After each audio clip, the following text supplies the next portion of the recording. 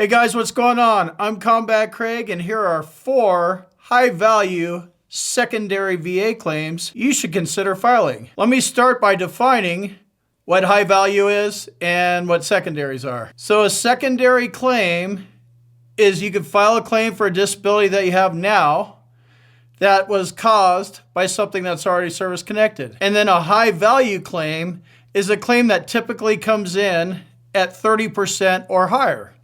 So if we're going to be filing a claim and waiting for the VA to take their time adjudicating it and stuff, we might as well be spending our effort on high-value claims, at least walking away with 30% versus not service-connected, 0% or 10%. High-value secondary VA claims. I'm going to go into these kind of deep, but I go deeper in my boot camp. Are you in my boot camp yet? What's up? CombatCraig.com. Links in the description. Get in there. Let's get this done. Let's make some money. Let's start off with VA claims for hypertension. Basically, hypertension is high blood pressure. You either have it or you don't, or you're probably going to get it. It's very common among veterans. I have it. Actually, you probably have it. So hypertension means high blood pressure. You have 2 numbers that are being measured. The top number is systolic pressure, and then the bottom number is diastolic pressure. And these are tied into your ratings. In order to win a VA claim for hypertension, you're going to need a current diagnosis in a medical record. So if that's your service treatment records, if you're doing a direct service connection claim, that works. We're talking about secondaries, so it either needs to be in your VA medical records or you got diagnosed by a private doctor. You need the diagnosis, you need the nexus, you need a link between your current diagnosis of hypertension and whatever you're trying to connect it to on a secondary basis.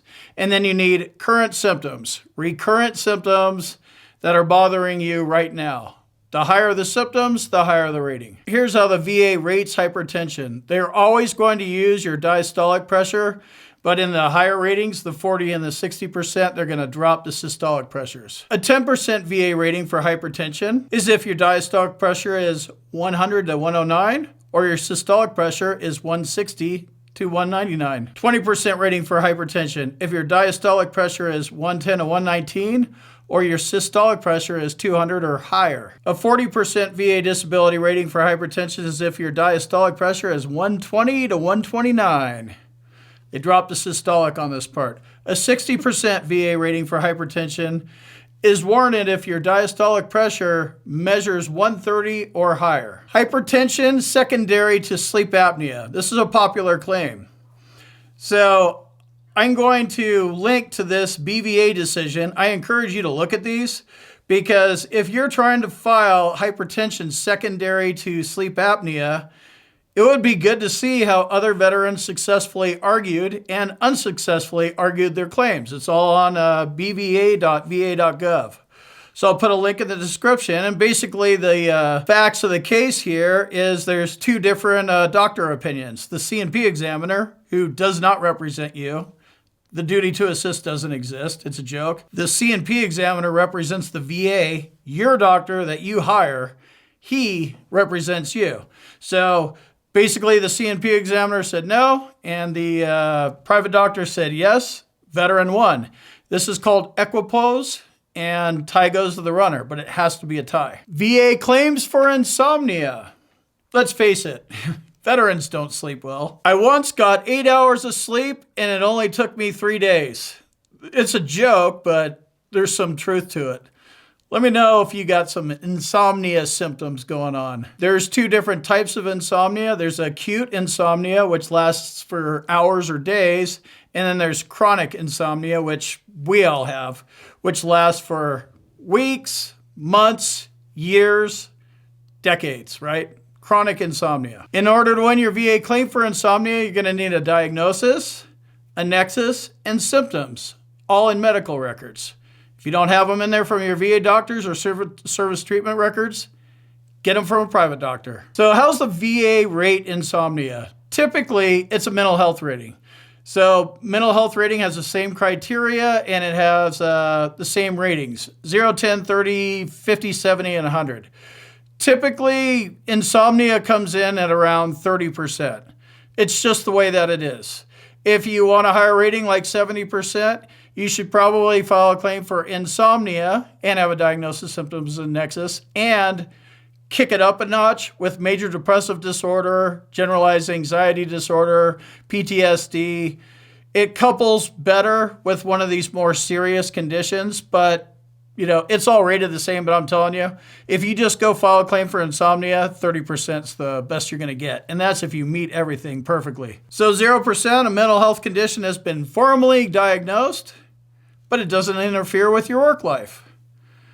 10%, occupational and social impairment due to mild or transient symptoms. I mean, it doesn't bother you that much. 30%, occupational and social impairment with occasional decreased in work efficiency. 50%, occupational and social impairment with reduced reliability and productivity. Now we're getting somewhere. 70%, occupational and social impairment with deficiencies in most areas. And then 100% mental health rating is total social and occupational impairment. So it all comes down to your occupational and social impairment. You need to be talking about what's wrong in your social life with the kids, the wife, the girlfriend, the boyfriend, whatever's going on over there, or what's going on in the work life. If you have no problems in your social and work life and you're perfectly fine, you're going to get a 0 or not service connected. Well, you'll probably get a 0. VA claims for degenerative disc disease. This is a great secondary. Lots of you guys suffer from DDD, degenerative disc disease. I have it. We all have it. This is another one of those things that, we all end up getting. So basically, we're hard on our bodies in the military.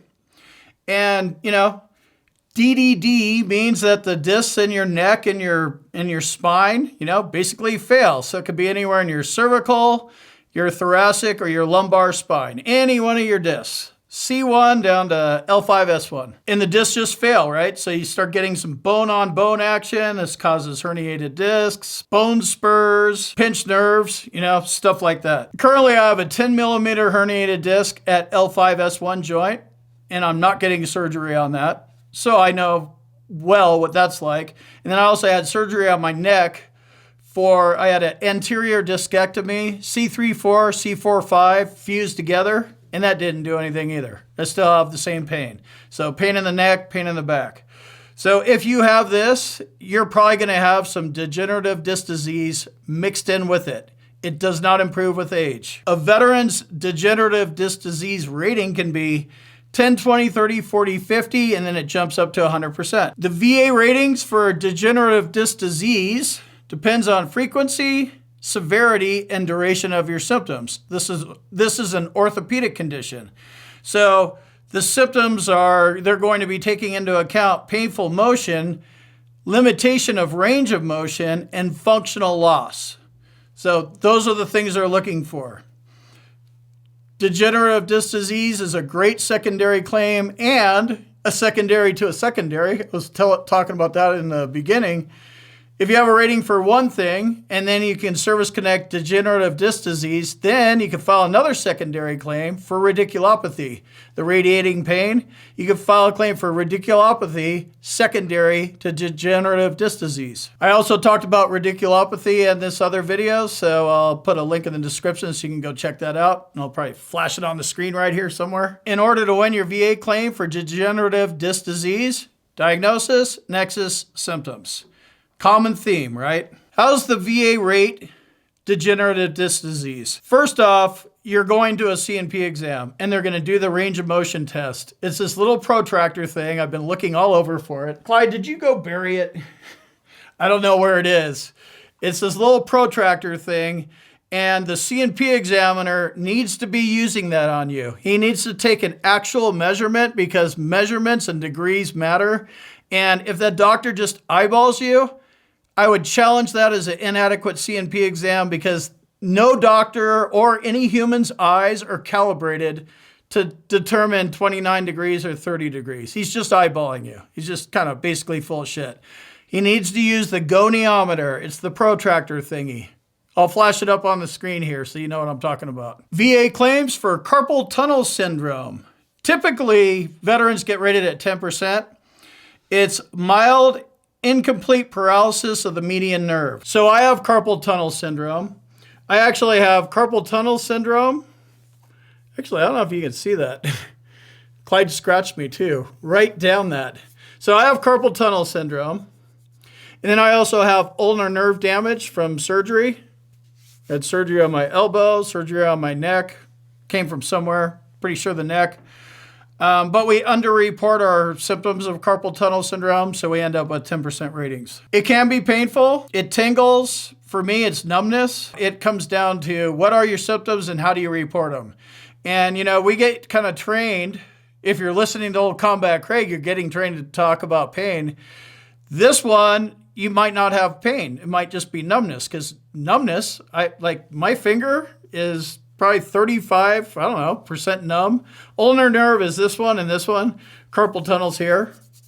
The carpal tunnel, there's actually a thing called the carpal tunnel. And it's a passageway surrounded by bones and ligaments, and it gets compressed. So numbness and stuff is a little bit different. For me, I worry more about pain. I wake up in the morning and there's pain all over the place. Chronic pain syndrome, chronic fatigue syndrome. Don't have fibromyalgia because I didn't get a diagnosis for it, but I got a C&P exam for it. So pain's everywhere. Numbness in my fingers, like my typing's slower. It's irritating. It doesn't hurt. So if that's happening to you and it's numbness, you still need to talk about how inconvenient the numbness is and what it does to prevent you from working. If you're a typer or you work with your hands or you just use your hand for anything, right?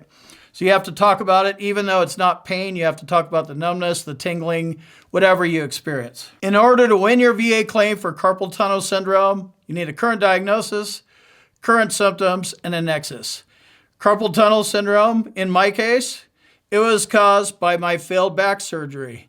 So I would probably do a secondary claim for carpal tunnel syndrome, secondary to my neck. But my neck's not service-connected, it's not service-related. So something to think about. Where did that carpal tunnel come from? Was it really just typing and wrenching on stuff, or was it something in active duty service? Here's how the VA rates it. They have complete paralysis. They call it severe incomplete paralysis, moderate incomplete paralysis, mild incomplete paralysis. So you can have it, this is a bilateral rating, and it's, paralysis of the median nerve, and it's diagnostic code 8515. I want to give a shout out to the sponsor of today's video, Hill and Ponton. If you need a VA disability attorney and you want to appeal some of this stuff, check them out at hillandponton.com. Also check out my boot camp, and I will check you out next week when I come back with 4 or 5 more high-value secondary VA claims. I'm telling you guys, you need to wrap your heads around high value, and you need to wrap your heads around secondary VA claims. They are money. Get off your orthopedic conditions because you're only going to get 10%. Your hearing loss is always going to be at 0%. They're loser claims. Let's go for money claims and let's make it worth our while. I'll see you in the next one.